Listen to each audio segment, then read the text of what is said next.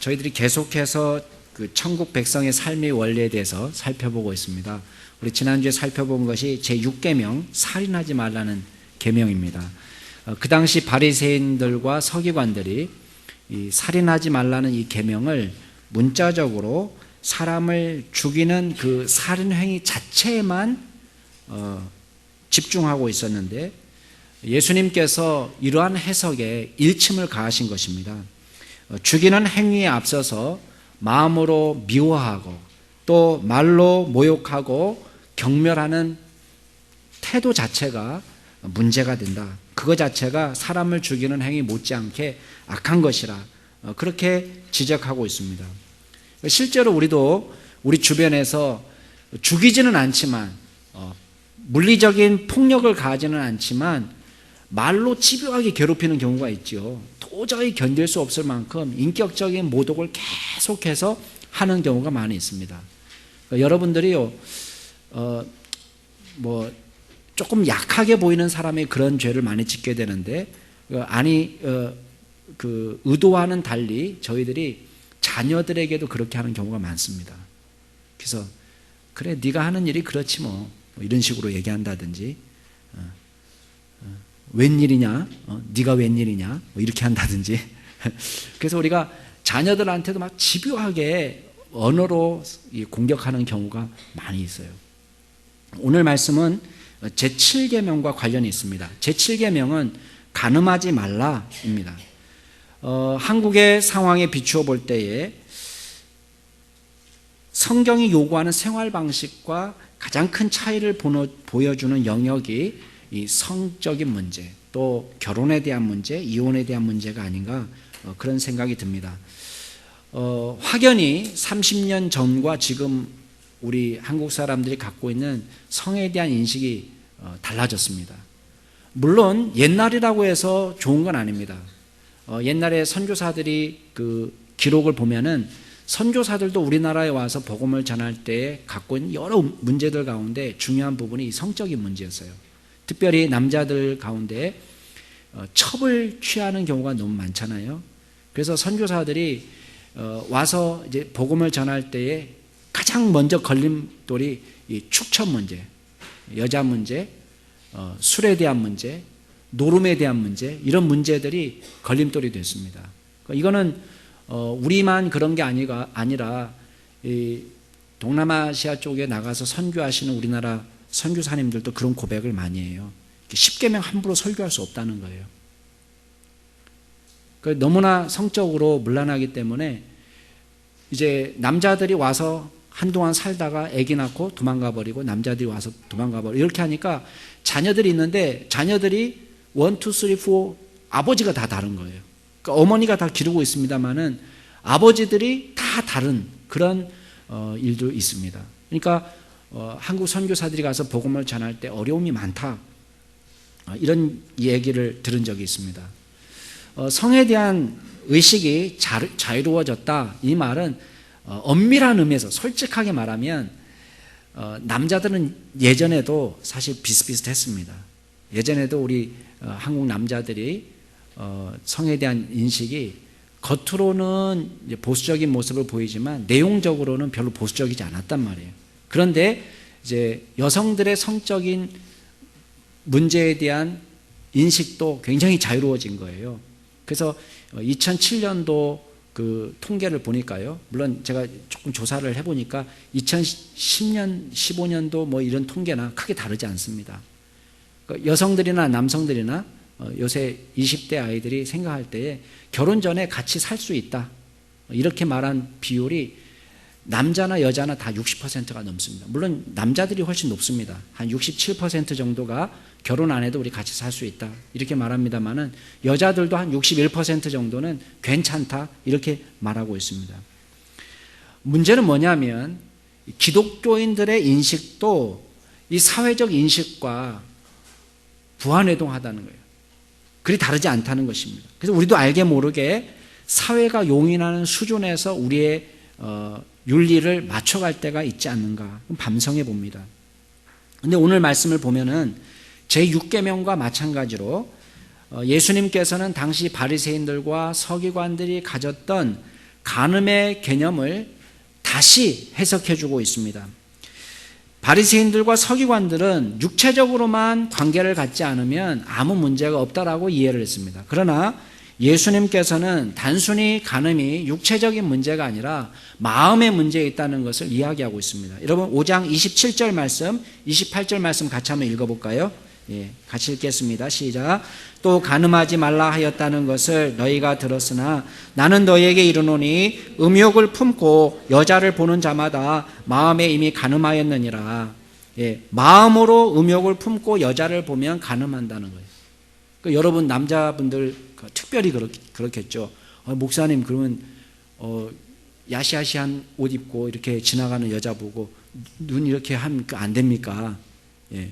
여러분 어떻게 생각하십니까? 우리 여자분들은 남자들이 이렇게 야시야시한 옷 입고 이렇게 지나가실 때 남자분들이 넋을 놓고 이렇게 하고 있으면 됩니까? 안 됩니까? 예. 이게 성경에서는 그거를 그렇게까지 하지 말라 그런 뜻은 아닙니다. 그러니까 예쁜 여자를 보고 예쁘다 이렇게 말할 수 있겠죠. 그리고 남자분들 중에서도 키가 185 이상 되고 막 너무나 늘씬하고 정말 조각상처럼 얼굴이 이목구비가 뚜렷하고 이런 분들을 보면은 우리 여자분들이 볼 때 어떻게 평가하십니까? 와 잘생겼다. 와 진짜 우월한 DNA다. 이렇게 이야기하지 않겠어요? 그거 자체를 뭐라고 하는 건 아니에요. 근데 여기서 지나가는 것은 이게 잘못인 거예요. 아, 저 남자랑 살면 더 행복하겠다. 이거 안 된다는 거예요. 예. 와, 저 여자랑 한번 살아봤으면 좋겠다. 이거는 마음으로 음욕을 품었다는 거예요. 그러니까 와, 예쁘다가 아니라, 어떻게 안 될까? 이거는 음욕을 품었다는 거예요. 예. 그 미세한 라인을 여러분 감지할 수 있겠습니까? 예. 이거는 사실은 예수님이 없는 말을 새로 만들어낸 건 아닙니다. 10계명 중에서 제 10계명이 뭐예요? 10번째 계명이 뭐냐면 내 이웃의 집을 탐내지 말랍니다. 출애굽기 20장 17절에 보면 내 이웃의 집을 탐내지 말라 하고 그 다음 이어지는 구절이 뭐냐면 내 이웃의 아내나 이렇게 되어 있습니다. 그 다음 남종, 여종, 소나 낙이나 물은 내 이웃의 소유를 탐내지 말라. 그러니까 10계명의 10번째 계명은 탐심에 대한 이야기인데 그 탐심에 대한 이야기 속에 뭐가 들어가 있냐면 마음으로 외간 여자를 품는 것, 외간 남자를 마음에 품는 것을 경계하고 있는 것입니다. 이미 이게 구약 성경에 들어가 있는 것입니다. 어떤 사람은 오늘 읽은 마태복음 5장 28절의 말씀에 음욕을 품고 여자를 보는 자마다 이 여자를 아줌마로 국한시켜서 생각해요. 그래서 결혼하기 이전에는 결혼한 이후에 아줌마, 우리 아저씨 아줌마가 돼가지고 바람 피는 것은 나쁘지만 결혼 전에는 괜찮다 이렇게 축소 해석하는 분이 있습니다. 이게 잘못입니다. 왜냐하면 신명기 22장에 보면 분명히 결혼 이전에 범죄를 죄로 규정하고 있는 거예요. 우리가 그렇게 쉽게 해석하면 안 됩니다. 근데 여기서 중요한 건 뭐냐면 다른 죄도 마찬가지지만 특별히 음란죄에 대해서 지적하실 때에 우리의 마음을 지적하는 것입니다. 마음. 중독 전문가들이 이야기할 때요, 이 술 중독도 꽤 어려운 중독이에요. 그보다 더 한 단계 나아가는 것이 마약 중독입니다. 그런데 술 중독이나 마약 중독보다도 더 한 단계 나간 중독이 뭔지 아세요? 음란물 중독이에요. 포르노 중독. 예. 어렵습니다. 치료가 어렵기 때문에 특별한 하나님의 도우심이 필요하다고 이야기하고 있습니다. 미국의 피츠버그 대학 그 연구팀들이 이제 연구를 했는데 지속적으로 음란한 노래를 즐겨 듣는 청소년들, 13세에서 18세의 청소년들 가운데 그런 것들을 지속적으로 듣기를 좋아하는 아이들이 성범죄에 쉽게 빠지더라는 것입니다. 퍼센티지가 꽤 높습니다. 그래서 음란한 영상이나 음란한 그 음악을 즐겨 들었던 아이들이 40% 이상이 이 범죄에 빠지더라는 거예요. 시간적으로도 몇 시간 듣느냐, 많이 들으면 많이 들을수록 그 죄에 더 쉽게 빠지더라는 거예요. 그래서 이 연구를 주도한 브라이언 프리마크라는 박사님이 이렇게 결론을 내렸습니다. 이게 음악 듣는 거하고 야한 음악 듣는 거하고 이 범죄하고 이 직접적인 영향을 줬다고 단정할 수는 없지만 적어도 이런 야한 음악을 듣는 아이들이 성경험을 일찍 하더라. 이건 분명하더라. 그렇게 결론을 내렸습니다. 그만큼 저희가 마음으로 품은 생각이 중요합니다. 그러니까 영적으로 깨어있다는 것은 뭐예요? 영적으로 깨어있다는 것은 음란한 생각, 음란한 영상, 음란한 노래들로 우리를 채울 때에 영적으로 깨어있다는 것은 이것과 단절하고 거룩한 하나님의 말씀을 채우고 주님과 기도하는데 몰두한다는 것을 말하는 거예요. 성경은 생각과 말부터 우리가 달라져야 된다고 경고합니다. 에베소서 4장에 보면 무릇 더러운 말은 너희 입 밖에도 내지 말라. 우리는 말로 성희롱하고 말로 음담패설을 뵙는 것을 우리가 자연스럽게 생각합니다만 하긴 요새는 좀 큰일 난 분위기가 됐습니다. 예, 믿지 않는 사람들도. 그런데 너무 쉬웠단 말이에요. 근데 성경에 보면 그런 더러운 말은 입 밖에도 내지 말라 그렇게 이야기합니다. 또 누추함과 어리석은 말이나 희롱의 말이 마땅하지 아니하니 오히려 감사하는 말을 해라. 예. 그리스도인들은 부끄러운 말, 해서는 안 되는 말, 희롱을 과감히 내던져야 됩니다. 여러분 재미로라도 음담패설을 하지 않기를 바랍니다. 무릇 더러운 말은 너희 입 밖에도 내지 말라. 여러분 이 말씀을 기억하시기 바랍니다. 그리고 우리는 이 세상 풍조를 따르는 것을 당연하게 생각하면 안 됩니다. 에베소 교회가 속한 그 동네 에베소 자체는 굉장히 성적으로 자유로운 도시였습니다. 그런데 그때의 바울은 그 교회 성도들에게 이렇게 설교합니다. 음행과 온갖 더러운 것과 탐욕을 너희 중에서 그 이름조차도 부르지 마라 이렇게 얘기합니다. 고린도 교회도 마찬가지거든요. 그 고린도 교회가 속한 동네 자체가 굉장히 성적으로 문란한 동네였어요. 그래서 사람들이 고린도 사람답다 이렇게 얘기하는 것은 야, 쟤 바람둥이다 그런 뜻이에요. 그런데 그 고린도 교회 성도들에게 음행을 피하라 이렇게 설교합니다. 데살로니가 교회도 마찬가지입니다. 하나님의 뜻은 이것이니 너희의 거룩함이라 곧 음란을 버리라 이렇게 말합니다. 그래서 잠언 기자가 저와 여러분에게 경고하는 게 있습니다. 무릇 지킬 만한 여러 가지 것들이 있는데 그 지킬 만한 여러 가지 것 중에 더욱 내 마음을 지키라 그랬습니다. 마음을 지키라. 네. 왜 그렇습니까? 마음에 생명의 근원이 있다는 거예요. 우리가 마음으로 무엇을 품느냐는 것은 우리의 인격을 말하는 것이고 또 우리의 삶을 말하는 것입니다. 그래서 항상 저희 마음을 하나님의 거룩한 생각으로 주님의 말씀으로 하나님의 기뻐하시는 생각으로 채워나갈 수 있기를 바랍니다. 우리 가운데 음란한 생각이 들어올 수 있어요. 그때 여러분 음란한 생각이 들어오지 않는다면 그건 인간이 아닐 것입니다. 그러나 음란한 생각이 들어오는데 이 음란한 생각이 들어와서 지난주에도 제가 말씀드렸지만 머리에 둥지 틀도록 만들면 안 돼요. 또 둥지를 틀고 새가 둥지를 틀고 거기다가 알을 까도록 해서는 안 되는 거예요. 또 거기에 알을 까놓고 부화하도록 만들어서는 안 되는 거예요. 그래서 우리가 거룩하지 못한 생각이 들어오면은 털어내고 우리가 하나님이 기뻐하시고 온전하신 거룩한 말씀으로 저희 마음을 다시 새롭게 하는 그런 은혜가 저와 여러분의 있기를 주의 이름으로 축원합니다. 두 번째는 예수님께서 죄에 대해서 매우 단호한 태도를 취하기를 기뻐하신다는 거예요. 여러분 29절 30절 말씀 같이 한번 읽어볼까요? 자, 시작. 만일 내 오른 눈이 너로 실족하게 하거든 빼어내버리라. 내 백체 중 하나가 없어지고 온몸이 지옥에 던져지지 않는 것이 유익하며 또한 만일 내 오른손이 너로 실족하게 하거든 찍어내버리라. 내 백체 중 하나가 없어지고 온몸이 지옥에 던져지지 않는 것이 유익하니라. 아멘. 엄청 섬뜩하죠. 예. 그 눈을 뽑아내버리라. 죄를 범하면 오른 눈을 뽑아버리고 또 오른손이 실족하게 하면 범죄하면 오른손을 잘라버리라. 그렇게 지금 말씀하고 있습니다. 여러분 어떻게 생각하세요? 이 말씀을 문자적으로 해석하면 되겠습니까? 예. 이 문자적으로 해석하면은 결론부터 말씀드립니다. 오른눈을 뽑아내시면 안 됩니다. 예. 이 말씀은 눈을 뽑아내라 그 뜻이 아니에요. 뭐 죄를 오른눈만 범하겠습니까? 여러분, 우리가 지나가는 예쁜 여자를 보고 오른눈만 범죄하겠습니까? 아니면 왼쪽 눈도 같이 범죄합니까? 같이 해요. 그죠? 예. 오른눈만 뽑아낼 수 없어요. 뽑게 되면 다 뽑든지 해야 됩니다. 또 오른손만 범죄하나요? 왼손도 범죄해요. 예, 오른손 왼손 다 남아나지 못합니다. 그러나 여기서 중요한 것은 있습니다.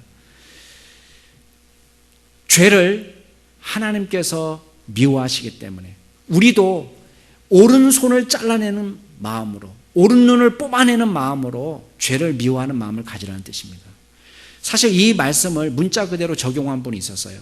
3세기 때 살았던 우리 초대교회 교부 중에 오리게네스라는 사람이 있습니다. 근데 이 사람이 자신의 음란한 생각을 제어하기 위해서 실제로 거세를 단행했습니다.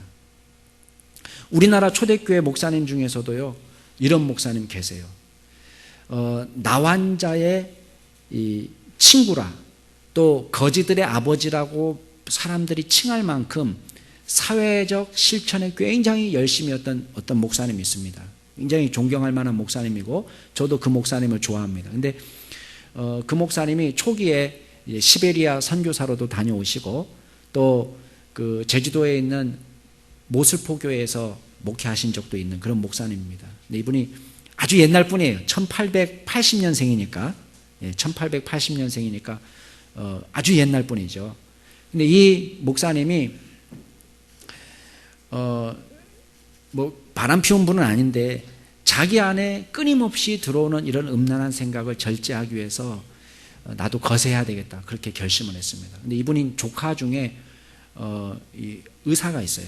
우리 연대 세브란스 병원의 한국인 최초의 의사입니다. 오긍선 박사라고 있습니다. 이분이 미국 유학 마치고 그전에는 이제 선교사들만 의사가 있었는데 이 오긍선 박사가 한국인 최초의 의사입니다.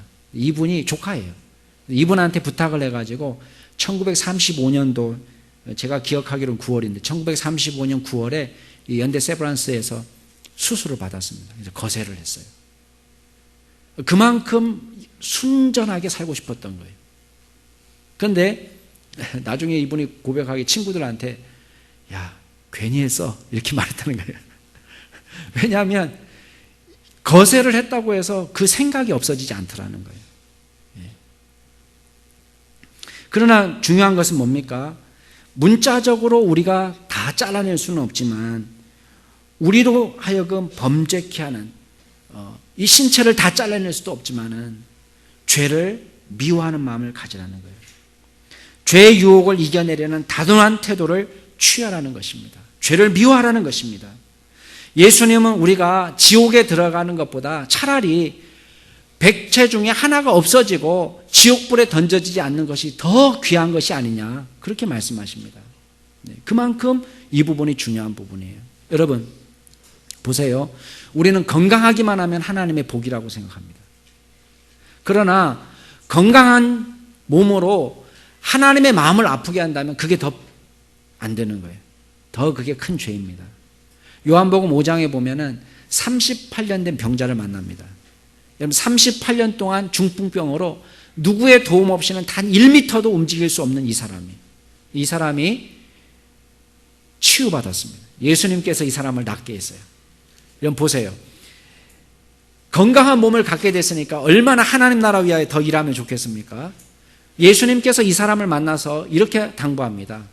너는 병이 나았으니까 더 심한 것이 생기지 않도록 다시는 죄를 범하지 말라 그랬습니다. 자, 이 말은 무슨 말이에요?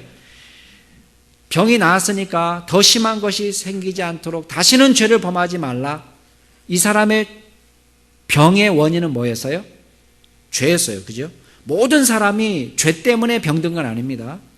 예, 우리 요한복음 9장에 보면 죄와 상관없이 날 때부터 시각장애인으로 태어난 사람을 봅니다. 모든 병이 죄의 결과는 아닙니다. 그러나 적어도 이 사람에게 있어서는 젊은 시절의 방탕한 삶이 질병으로 이어졌다는 걸 우리가 알 수가 있습니다. 그런데 예수님께서 죄를 짓지 말라고 그랬는데 그 말을 듣고 어떻게 했는지 아세요? 건강한 몸을 갖고는 쪼르르 달려갑니다. 그리고 바리새인들, 유대인들에게 이렇게 얘기합니다. 나를 안식일에 병 고쳐준 인물이 바로 저 인물이다. 저 예수가 안식일을 어겼다.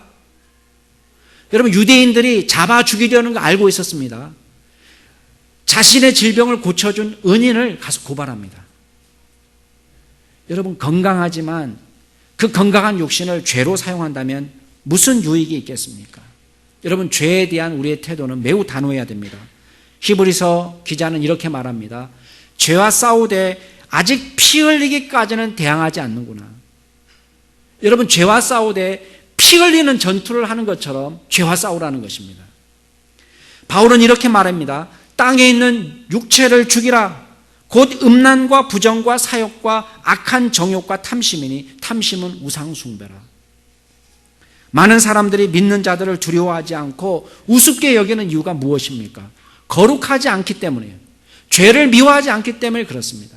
죄와 싸우지 않기 때문에 그렇습니다. 여러분, 예수 믿지 않는 사람은요, 믿는 사람과 실컷 같이 놀아놓고는 같이 욕합니다. 야, 쟤 나랑 다를 게 하나도 없어. 같이 놀았습니다. 같이 욕합니다. 야, 쟤 아무것도 아니야. 아무 능력이 없어. 나랑 똑같아. 예수 믿는 사람의 파워는 어디서 나옵니까? 거룩함에서 나옵니다. 믿지 않는 친구들이 우리의 기준이 아닙니다. 하나님이 뭐라고 말씀하시는지, 예수님께서 뭐라고 말씀하시는지 기억하시는 믿음의 성도가 되기를 바랍니다.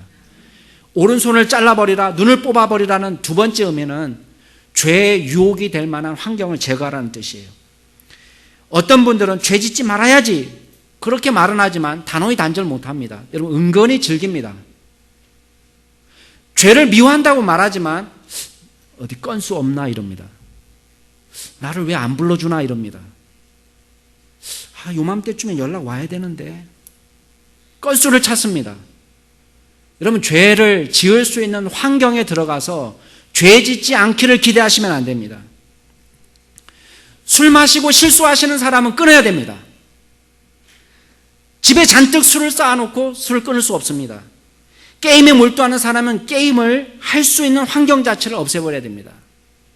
그럼 저도요, 제 게임 안 합니다. 근데 안 하는 이유가 있습니다. 제가 성격상 한 게임 합니다. 성격상. 한 번 하면 끝장을 보는 성격이에요. 안 합니다. 아예. 환경이에요. 이거는 제가 목회도 뭐고 제가 밤새가지고요, 설교단에 못 올라올 수도 있어요. 예. 밤새 게임하느라고. 안 합니다. 그래서. 음란물에 몰두하는 사람은 유혹을 받을 수 있는 음란물을 없애버려야 됩니다. 컴퓨터 안에 넣어놓으면 안 됩니다. 우리는 믿지 않는 사람도 맹모 삼천지교라는 교훈을 붙잡고 자식 교육을 위해서 불건전한 환경을 제거하기 위해서 힘씁니다. 하나님께서는 아브라함을 갈대아 우르에서 뽑아내셨습니다. 왜 뽑아내셨는지 아세요? 아브라함, 그 사람 믿음 좋은 사람이니까 얼마든지 하나님 잘 믿을 수 있다고 우리 생각할 수 있지 않겠습니까? 그런데 갈대아 우르에서 뽑아냈습니다. 왜 그 먼 곳을 이동하게 하고 그 외롭고 험한 곳에서 살게 하십니까? 문명은 갈대아 우르가 더 발전해 있어요. 여기 더 잘 사는 곳입니다. GDP가 더 높습니다. 교육 환경도 더 좋습니다. 자녀 교육 생각하고 사회적 편의를 생각한다면 여기 그냥 놔둬야 됩니다. 그러나 갈대아 우르는 영적으로 좋은 환경이 못 됩니다. 성경에는 나와 있지 않지만 요세푸스의 기록에 보면은 아브라함의 아버지는 우상을 만들어서 팔던 사람이에요. 그 집에서 뽑아냈어야 됐습니다. 아버지가 우상을 만들어서 팝니다. 여러분, 어떻게 하나님을 제대로 섬길 수 있겠습니까? 뽑아냅니다. 여러분, 주변을 잘 돌아보십시오. 롯은 소돔과 고모라에서 전도 한 명도 못했습니다. 오히려 그 심령이 상했습니다. 롯은 그 자체로 의로운 사람이었지만 그 환경 속에서 자기 자녀들을 구하지 못했습니다. 자기 마누라도 구하지 못했습니다. 환경입니다. 우리 주변을 돌아보시고 나의 신앙생활과 거룩한 삶의 해로운 요소가 무엇인지를 보시고 단호히 제거하시는 믿음의 성도가 되기를 바랍니다. 마지막으로 이혼에 대한 말씀을 하십니다. 우리 31절 32절 말씀 같이 한번 읽어볼까요? 시작.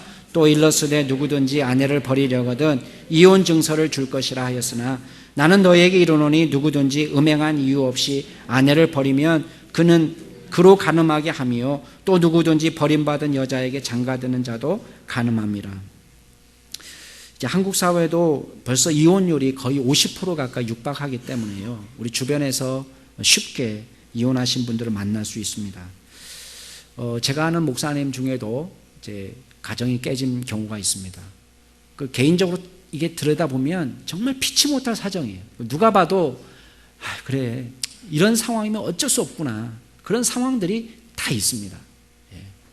이 목사님도 제가 볼 때는 참 훌륭한 모습인데 어쩔 수 없이 그런 상황이 있고 그러다 보니까 일반 목회하기가 어렵잖아요. 그래서 일반 목회를 하지 않고 기관에서 이제 사역을 하시고 또 연구소를 본인이 만들어서 또 나름대로 본인이 해야 될 일들을 감당하고 있는 분들도 있습니다. 또 주변에서 정말 피치 못할 사정 때문에 정말 더 큰 악을 방지하기 위해서 이혼할 수밖에 없는 가정도 물론 있습니다.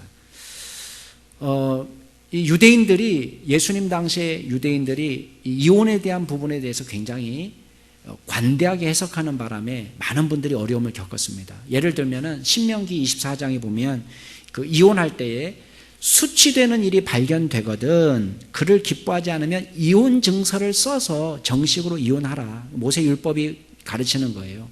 그런데 이 수치되는 일이라는 이 구절, 수치되는 일을 성경을 해석하는 사람에 따라서 협의적인 의미로 내지는 광의적인 의미로 다양하게 해석한 거예요. 그래서 예를 들면 당시 이 샴마이 학파에 속하는 사람들은 조금 더 엄격하게 해석을 했습니다. 그래서 수치되는 일은 바람 피운 일이 발견되면은 어쩔 수 없이 이혼 증서를 써서 이혼을 시켜주라 이렇게 말합니다만은 힐렐 학파는 이걸 훨씬 더 자유롭게 해석을 했어요. 그래서 이 수치되는 일이 어떤 거냐? 밥 태우면 수치되는 일이다 이렇게 해석한 거예요. 그러면 밥 태우는 것이 이혼 사유가 되는 거예요. 그러면 얼마나 이혼이 쉽겠어요? 또 더 이상 사랑하지 않는다. 그것이 이혼 조건이 될 수 있다는 거예요. 힐렐 학파는. 그런데 여러분 예수님 당시에 이혼했을 때 그 피해는 남자가 더 심하겠습니까? 여자가 더 심하겠습니까? 예? 예, 맞습니다. 여자들이 더 어려운 거예요. 그러니까 남자들이요 쬐끄만 핑계 갖고 나 더 이상 저 여자 사랑하지 않아. 그리고 내쫓아 버려요. 이혼 증서 쓰고. 그리고는 자기 율법을 지켰다는 거예요. 그러면 이혼 당한 여자들은 그 즉시 사회적 빈곤층으로 추락하는 거예요.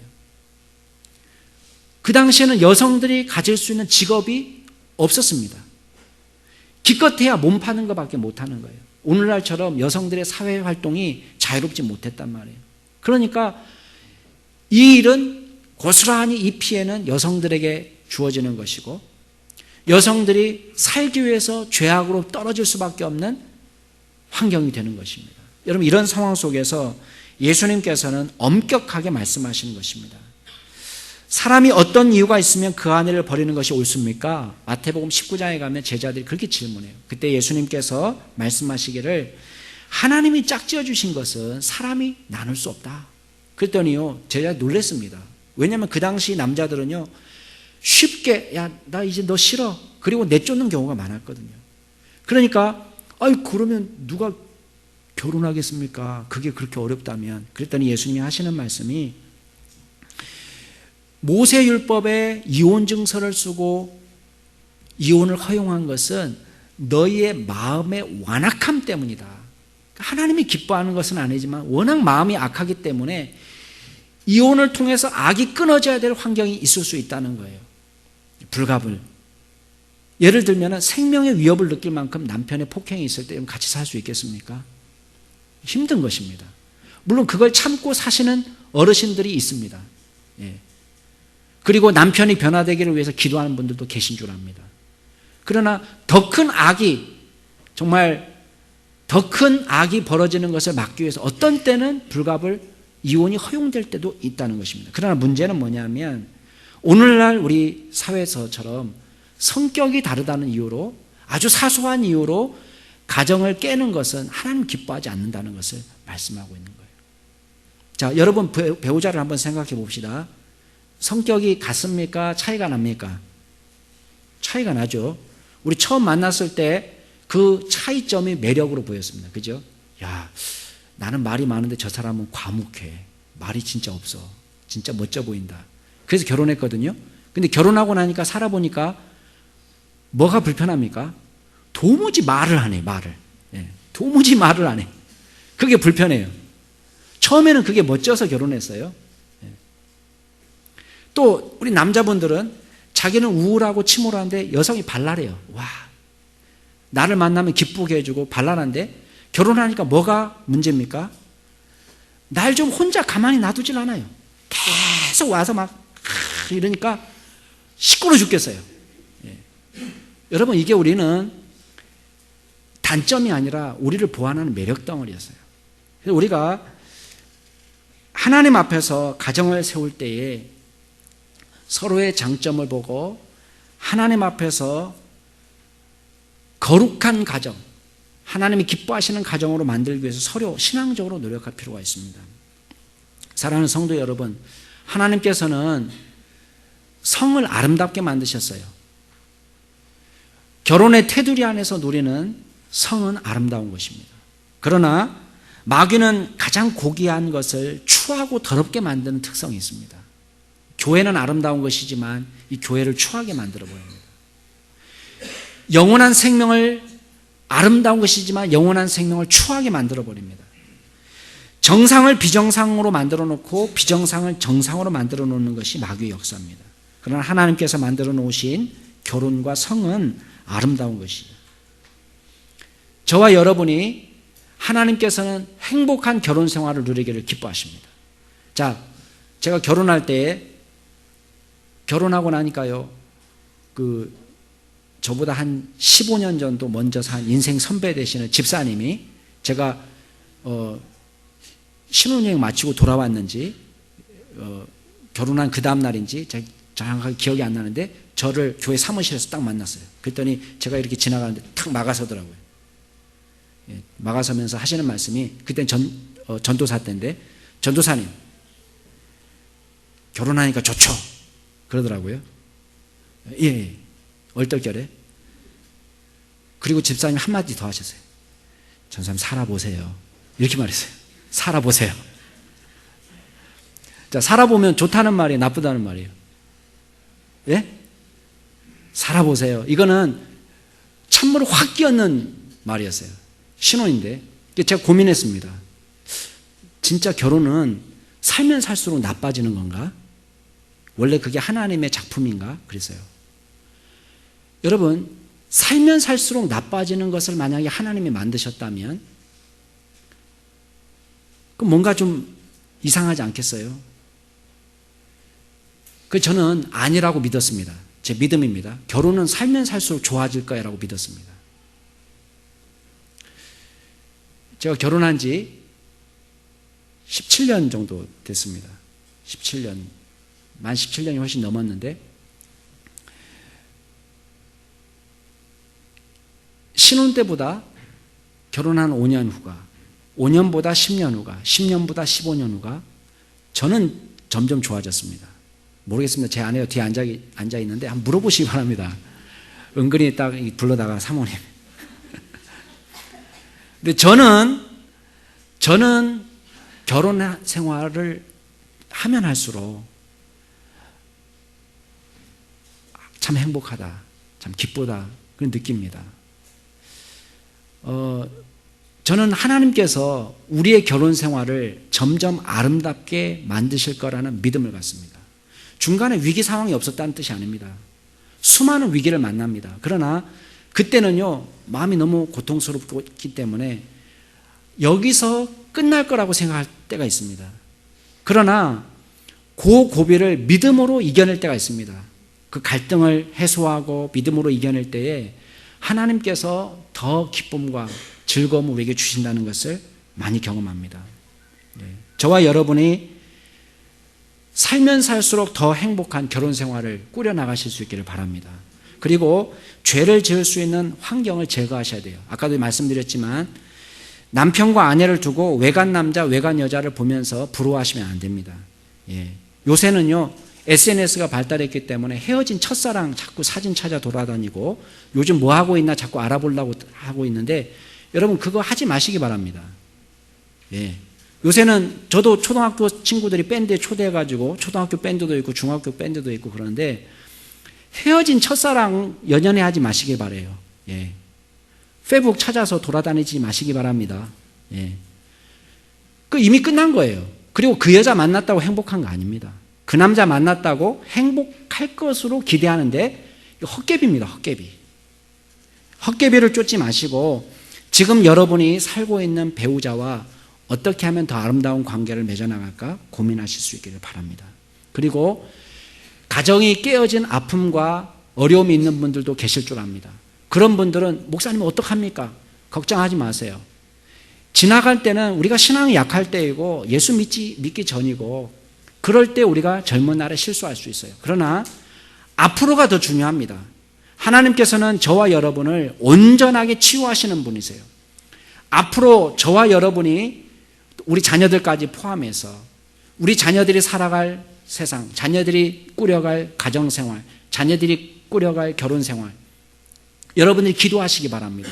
그리고 이 아이들을 통해서 우리 세대보다는 더 아름다운 결혼생활을 꾸려가시고 행복한 가정생활을 만들고 이 아이들을 통해서 믿음의 자녀들이 또 재생산되는 기적의 역사가 나타날 수 있게 되기를 바랍니다. 우리 아이들은요, 여러분이 가르쳐주지 않으면 인터넷과 스마트폰을 통해서 성적인 문제를 알게 될 거예요. 그리고 우리가 가르쳐주지 않으면 세상이 말하는 소리에 귀를 기울이게 될 것입니다. 그러니까 여러분들이 말씀으로 우리 자녀들에게 올바른 성경적인 성에 대한 인식을 가르쳐주고 또 행복한 가정생활을 만들 수 있도록 끊임없이 중보하고 기도해주는 저와 여러분이 되기를 바랍니다. 같이 기도하시겠습니다.